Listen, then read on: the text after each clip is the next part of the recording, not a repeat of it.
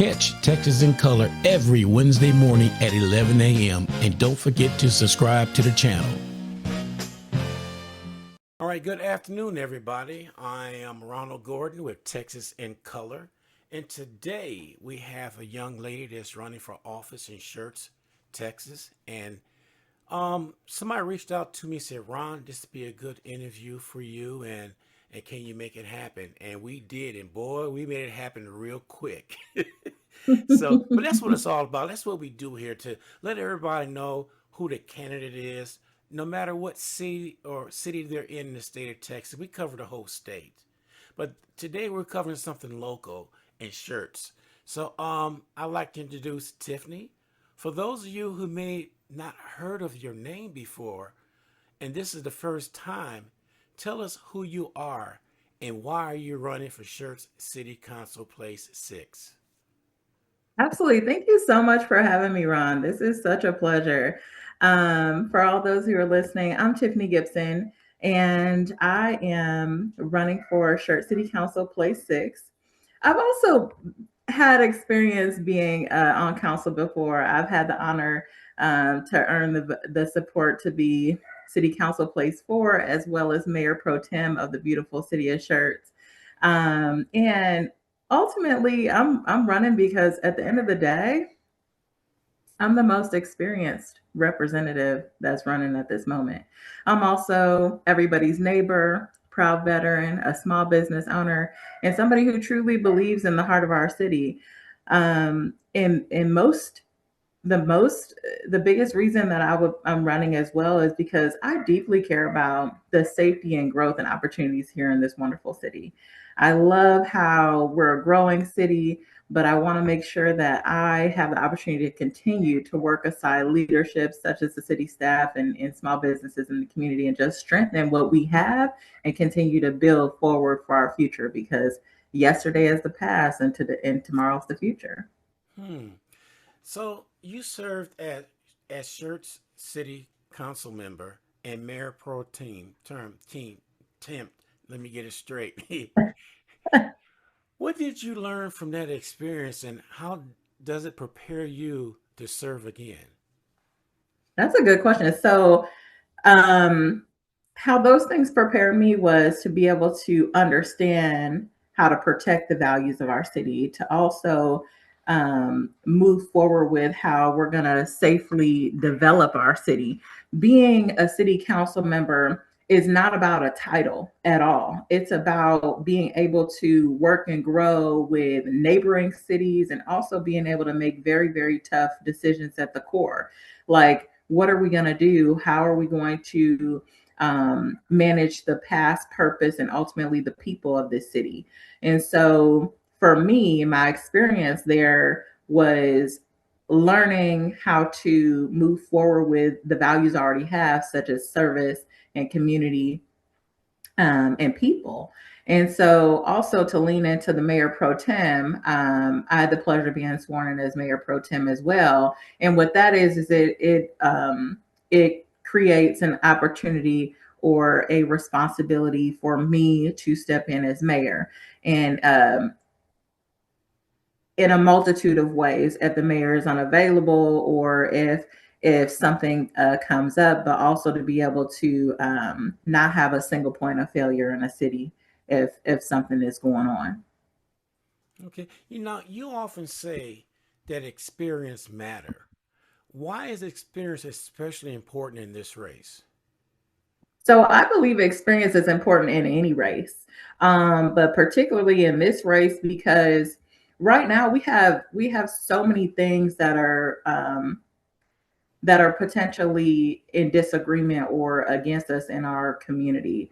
I believe that experience is important because I understand the past, but I understand where we're going. I understand that Schertz is an extremely special place, and I'm literally committed to keeping it that way. I want to keep it strong, safe, and prepare for the future. So having that experience is being able to dig deeper into the books.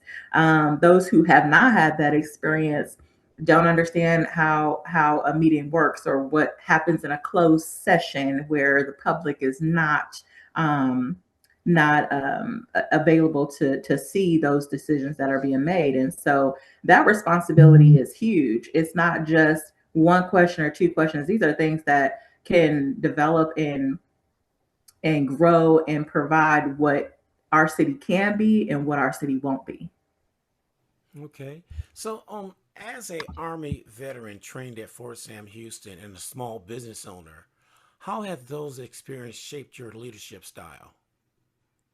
So as a Army service member and veteran, those values of being in the military, leadership, camaraderie, um, and just ensuring the safety of each other and having each other's backs, that is a legacy type of ownership and leadership and a sense of togetherness that I value. And so for me, I don't just believe in the safety of myself and my family. I believe in the safety of my neighbors and someone that is in front of me at the grocery store or on the side of the road or any of those things. And so that commitment is I will jump in and ensure that I am pulling to serve you, to save you, but also having that knowledge to do so and not hurting myself in the process is where my military experience has come into play. As a small business owner, we know that now and forever businesses are required to keep a sustainable city, as well as help with our taxpayers and completely circulate money around our town. As a small business owner, I don't just do that. I don't just supply a demand, but I also employ our residents. So for me, that builds a greater connection. And so when I say having also that experience, there is, even without this title, I still stay connected to the community in many ways. So whether if it's my business or whether if it's relationships in the community, being connected to the chamber or any of those things, my neighbors know me, the city knows me, people are aware of who I am, whether if I'm in the seat or out of the seat. See, now, which leads to the next question: communities and issues. So, what do you believe are the biggest challenges facing Schertz right now? That that's a multitude of things, but what I would truly say right now is there is a big issue with the conversation and handling and voting for a overpass potentially in the city of Schertz. So an overpass is a huge infrastructure that overlays our current highways or our current roads. And so with that being said, that's going to cause a disruption in people's homes, people's businesses. It has to have somewhere to infrastructurally be. So that's one of our biggest situations is this truly going to be necessary? Will our residents truly gain more accessibility or be more safe with this add-on? And so right now, a long-term infrastructure solution is being discussed for our corridor for FM 3009 and the FM 78 corridor.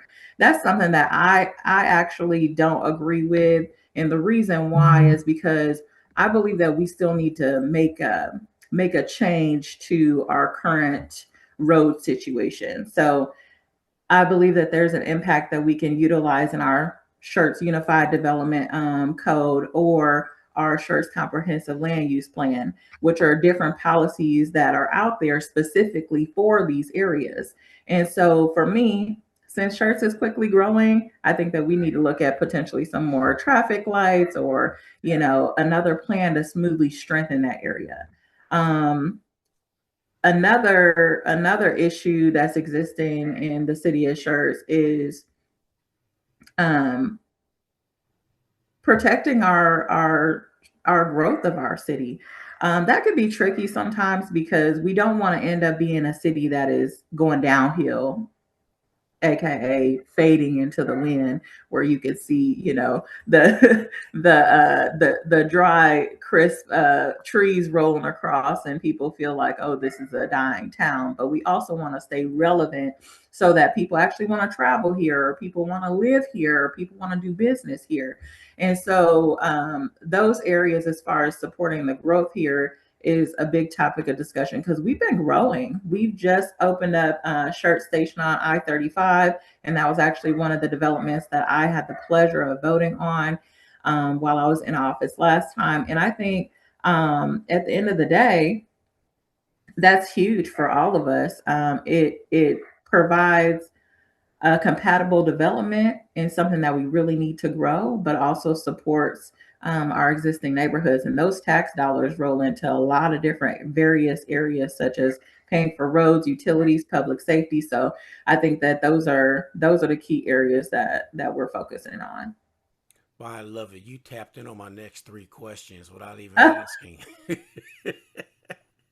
Rolling really too did. fast. I'm sorry. Because the one that you mentioned this one, I'm gonna ask it. How do you plan to protect the value characters of Church while still encouraging economic development?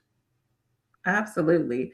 So, I mean, just to kind of reemphasize, ultimately, I support the policies that protect existing neighborhoods while definitely ensuring that new development pays its fair share. And what that means is, as we continue to grow, I want to be able to ensure that I continue the legacy um, to grow but not react. And so oftentimes a city is like, oh geez, we have cities that are, developing faster around us. Well, we're not going to react. That's great that they're growing, but what is our plan? So sticking to the plan is very important, but supporting those policies that exist. But again, like I said, ensuring that whatever new development pays their fair share, that's important. And being careful with how we plan growth to strengthen our community instead of overwhelming it. Okay. All right. Let's shift to leadership, economic and leadership. You own a commercial janitorial business in Shirts. How does that being a business owner help you understand the needs of working families and local businesses? I know how hard it is to make sure people feel safe, connected, and be able to afford to live in the same place that they work in. Being a small business owner is foundational for me because it ensures that I'm making sure that the families that I am employing, I'm also helping in this beautiful city that I call home. It is a very difficult economic situation that we're currently in. Supporting small businesses are tough. Attracting the right business is tough, but keeping taxes stable and infrastructure to match the growth is very tough as well. As a small business owner, I understand the experience of the hustle. I understand being transparent to how we're going to continue and making decisions to serve the people. It's not about politics at that point. It's about literally caring for thy brother and thy sister. So for me, it's more of a also a spiritual connection there because the working class is what keeps us going. So we really need not to divide that, but to make more steady decision making on how we can not only stand accountable, but how we can also stand supportive. Okay. Fiscal responsibility is a big part of your platform. How will you make sure taxpayer dollars are being spent wisely? Absolutely. So we have the city of Charlotte reviews their budget every year. Fiscal responsibility is about living within our means as a city for me, but also being able to prioritize essential services like public safety and making sure that we're not putting unnecessary burdens on our taxpayers. Now, mind you, fiscal responsibility also means being able to make disciplined decisions that protects our city's future. That doesn't mean that we won't be required to increase taxes at any time. Sometimes those things can ebb and flow based on how we want our future to look. So oftentimes it's kind of confused of, oh, fiscal responsibility means, hey, I'm never going to increased tax structure. Sometimes you have to. If we need better roads and we got potholes, or we need, you know, if we need better areas for our residents, or we need to figure out how we're going to maintain something, sometimes it feels like it could potentially be a financial pressure on doing that while also trying to keep the taxes low. So sometimes the responsibility is being careful with money, but also making sure that we have the money to be careful with. We can't we can't rub two pennies together and create a road. So for me, I always prioritize it in, responsible budgeting. How are we being transparent with that? We do lay it out to our residents, and also protecting the taxpayers. So how I usually try to combine it is, at the end of the day, it's community, economic development, and fiscal responsibility. So I also believe that before talking about cuts, I believe in evaluating the efficiency of it. So making sure that we're getting the value of every dollar while still really protecting essential services like public safety. Okay. You know, transparency is something many voters care deeply about. How would you work to build a stronger trust between the city leadership and the community?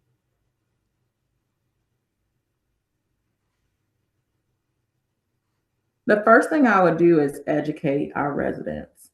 Educate them by knowing that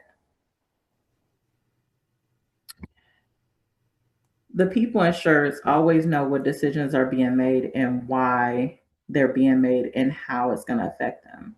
The way that they know this, or they can come to know this, is attend a city council meeting. Come up to our city staff offices, sit down with our city staff. Everyone is being paid for out of your pocket. The transparency goes both ways. So keeping an open line of communications from a city standpoint, we always keep the residents in a loop. We have our city council meetings. We publish our meetings and our agendas. We publish our agendas well before the meeting so that they can be aware of what is happening. Um, and then we've also made it very open for people to be able to ask questions.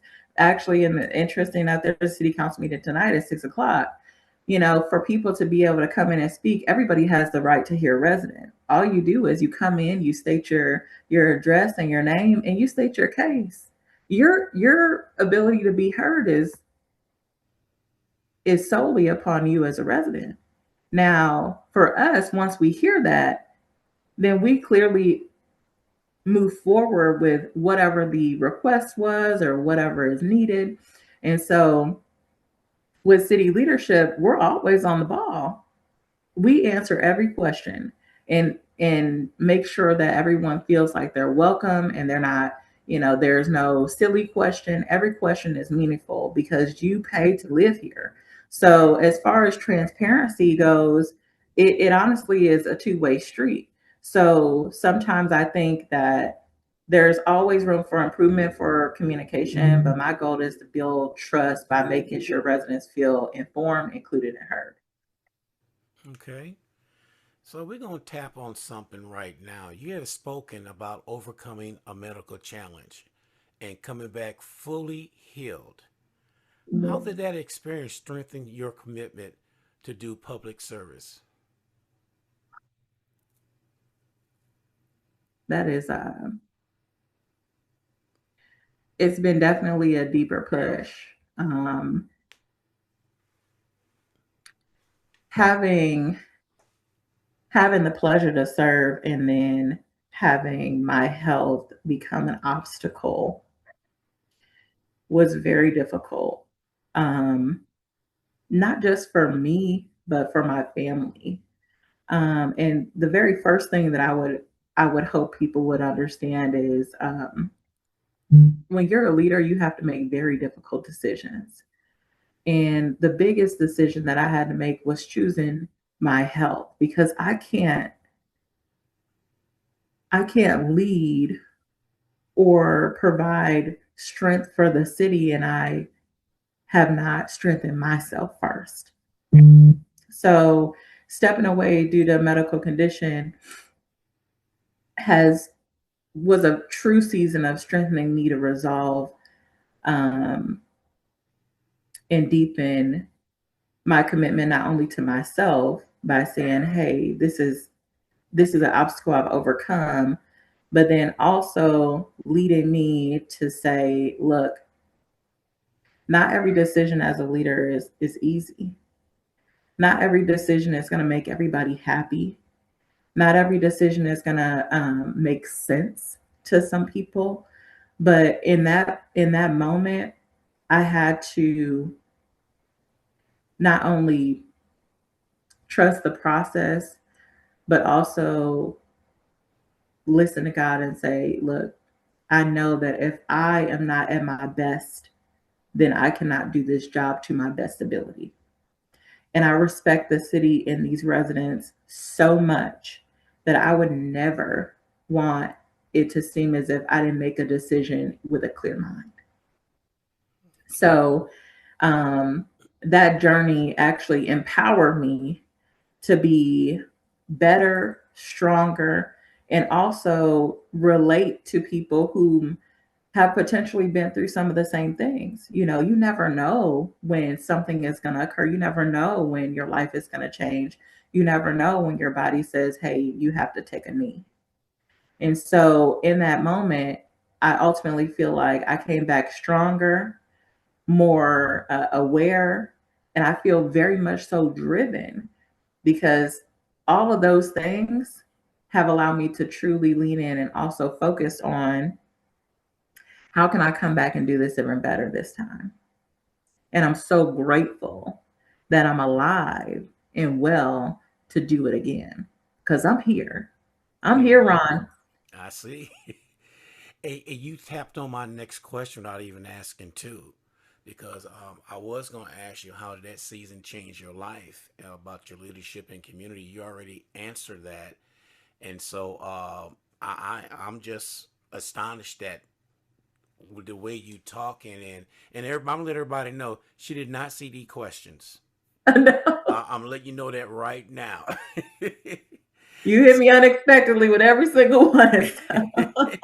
So why Tiffany Gibson? What makes you the best choice for place 6 in a special election? Well, because I bring proven leadership. I'm the real experience. I don't back down. I have a deep commitment for this community in service and integrity and values. I've already had the honor to serve this great city of Schertz, and I understand how to make informed decisions that protect our city and taxpayers. I'm not new to it. I've done this work and I was very good at it. I served my country. I've worked in the financial realm. I've built a business here. Those are already amazing ways for you to see the balanced perspective on leadership, fiscal responsibility, and economic growth. I do those on the daily. Those are things that are already embedded in my daily routine. So this doesn't rock me or shake me in any way. At the end of the day, it's not about me. It's about making sure that Schertz continues to be safe, strong, and a thriving community for all of our families, to include yours. So now, for undecided voters out there listening right now, what is your message to them? My message to them is I'm committed to serve. I always have been. Because I've already been able to demonstrate that I take this responsibility very seriously, so seriously that I came back. I have never left this city. Every decision I make is grounded in the best interest of you. every resident in the city of Schertz. Okay. So we know that early voting starts tomorrow. Tomorrow, woo! Why is it so important for residents to get out and vote in this election? I think it's important for everyone to come out and vote because, for one, it's your civic duty. I mean, let's touch there. You have the strength to make a decision on how we're going to move forward. Not only that, this special election is also an opportunity for you as a community to show your voice in a decision that impacts our daily lives. At the end of the day, your voice matters. And this is what you're going to do to make sure that your voice is heard. Mm. So, can you remind listeners where they can vote early and where they can learn more about your campaign? Absolutely. So where you're going to be voting right now um, is on Ebel Road. You're going to be voting starting tomorrow. Tomorrow is early voting.